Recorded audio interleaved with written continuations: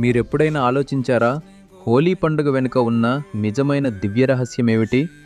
ఈ పండుగ ఒక చిన్న బాలుడి అచంచల భక్తి మరియు శ్రీహరి ఇచ్చిన దివ్య రక్షణకు గుర్తు. చాలా కాలం ముందు హిరణ్యకశిపుడు అనే ఒక బలమైన అసురరాజుండేవాడు. అతను తన శక్తినే నమ్మి తననే దేవుడు అని అందరూ పూజించాలి అని కోరుకున్నాడు. కానీ అతని కుమారుడు ప్రహ్లాదుడు మాత్రం చిన్నప్పటినుంచే శ్రీహరిని గట్టి నమ్మకంతో పూజించేవాడు. ప్రతి శ్వాసలో కూడా ఓం నమో నారాయణ అని జపం చేస్తూనే ఉండేవాడు.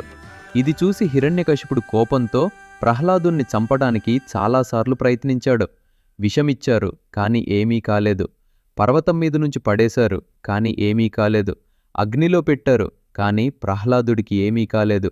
ఎందుకంటే శ్రీహరి తన భక్తుణ్ణి స్వయంగా రక్షిస్తున్నాడు. చివరికి హిరణ్యకశిపుడు తన చెల్లెలు హోలికను పిలిచాడు. ఆమెకు అగ్నిలో కూర్చున్నా దహించకపోవడం అనే దివ్య వరముంది. హోలిక ప్రహ్లాదుణ్ణి తన ఒడిలో కూర్చోబెట్టి పెద్ద అగ్ని మధ్యలో కూర్చుంది. అందరూ ప్రహ్లాదుడు ఇప్పుడు దహించిపోతాడు అని భయపడ్డారు. కానీ ప్రహ్లాదుడు మాత్రం భయం లేకుండా కళ్లను మూసి శ్రీహరిని ప్రార్థించాడు. అప్పుడే ఒక మహా దివ్య అద్భుతం జరిగింది. అగ్ని హోలికను దహించింది, కానీ ప్రహ్లాదుడు మాత్రం సురక్షితంగా బయటికొచ్చాడు. ఇది చూసి అందరూ అర్థం చేసుకున్నారు, నిజమైన భక్తి ఉన్నవారిని భగవంతుడు తప్పకుండా రక్షిస్తాడు అని.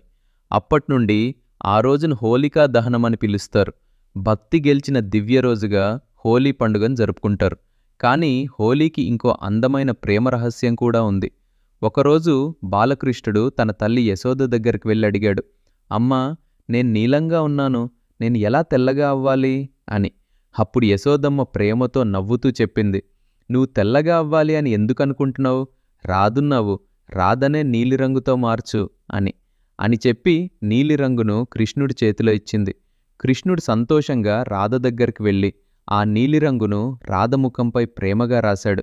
ఇది చూసిన గోపాళ్ళు మరియు గోపికలు కూడా సంతోషంగా ఒకరిపై ఒకరు రంగులు రాసుకోవడం ప్రారంభించారు.